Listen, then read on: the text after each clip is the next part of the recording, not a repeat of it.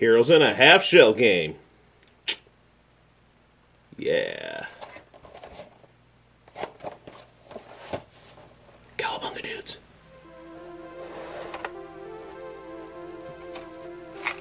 Hey, look at how old that paper is. Look at the color on that.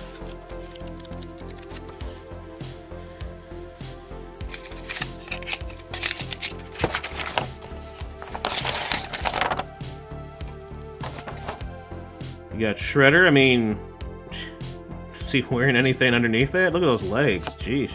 April. Curves front and back.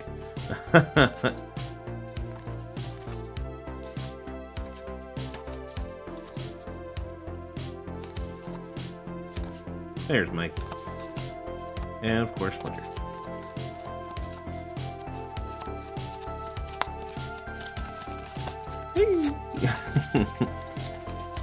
There's the back of the cards. Heroes in a Half Shell, 1990. The player who has the Splinter card starts first. There's a lot of times where you don't start with Splinter, so then you're like, who goes first? Then I guess it's just, you pick a dealer, I guess, I don't know. Or whoever the dealer was. Alright, alright. Keep your eye on the shell. Keep your eye on the shell. Which one has it? Which one has it? Keep your eye on the shell. Which one has it? Which one?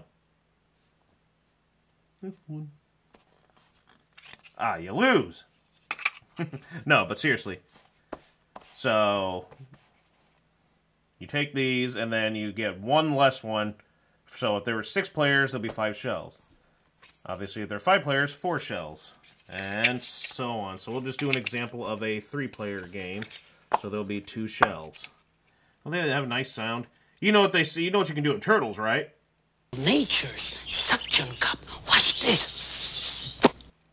Seriously, don't do that.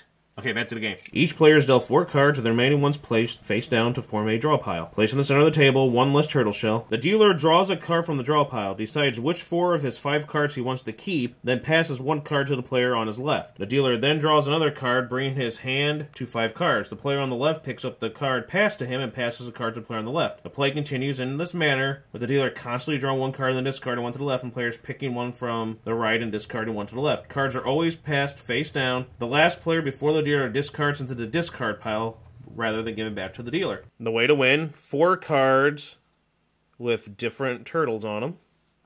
So you have 1 of each of Raph, Leo, Donnie, and Mikey. Or having 4 of the same turtle. Excellent! Or by having this. This just seems kind of like, really? You just need 2 cards. You need 1 of the green, 1 of the red. The doubles, because that's 4 turtles. Or you can have the 2 doubles and then 2 of the others. But they have to obviously be the ones that aren't on there, and they have to be the green. You can never do the red when it comes to doing this, because obviously the background's red, it has to be green. You may also have 4 Splinter cards or 4 April cards to win. So again, it's all about the pairs and the 4s. Click never win. That is right, April. Cool. The card you don't want, however... I will have them for turtle soup. The Shredder. You don't want him. He will make you lose points, basically. You'll have to cross off that letter. Bad Shredder. Alright, so you have your pair, and they gotta quickly grab a shell. That'll signify someone else to grab the shell, too. So if another player has a match, they gotta grab the shell. And whoever the other player is, since this is 3-player, that player will be like, ah, nuts, the shells. Then they'd have to cross off. I don't use it on this because I want to keep this. We just use paper.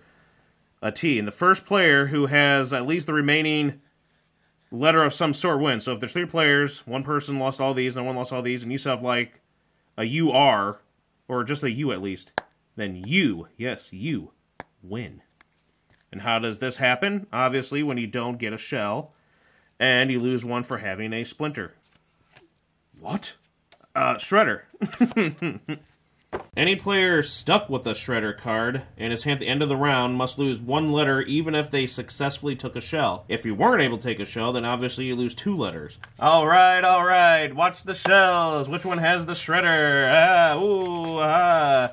Keep your eye close on it. Which one has it? Alright, which one has it? Take a pick. Take your pick.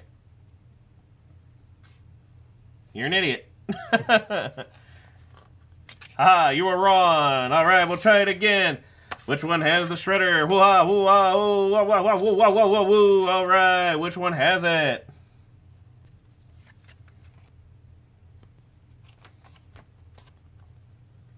Ah, you're wrong. Cards in hand. During play, you may never have more than 5 or less than 4 at any time. If you're ever caught with more than 5 or less than 4, you lose a letter immediately. Haha. What? Ah. Incorrect hand. If you are the first to take a shell, but you are not obviously having the right combination, you're caught, you lose a letter. The gameplay is fun, the gameplay is simple. Some of the ruins are a little weird, like when it comes to the splinter thing and like dealing with the cards and when it is right to take the shell. I've had one argument where they had less cards in their hand at the when we dealt out the 4 cards, and then they tried to grab the shell before they got their 5th, but then it's like, well, I got dealt the 4 matches I needed, and then you also get penalized for having less than 5 cards. Well, then so do you. And it's like, but I figured you have to wait till the setup is complete. And there was argument there, so I guess look into that if that's a problem with you. I love the artwork on there. I love the Ninja Turtles. They're like the best thing ever. Childhood was like the best. And this game was pretty neat. Got it pretty cheap for an old thing. And it's just a fun collectible to have. Teenage Mutant Ninja Turtles Heroes in a Half-Shell card game. Fast and fun action. Ages 5 and up, 2 to 6 players. I love how the instructions say, in a nutshell. Shell because, you know, yeah.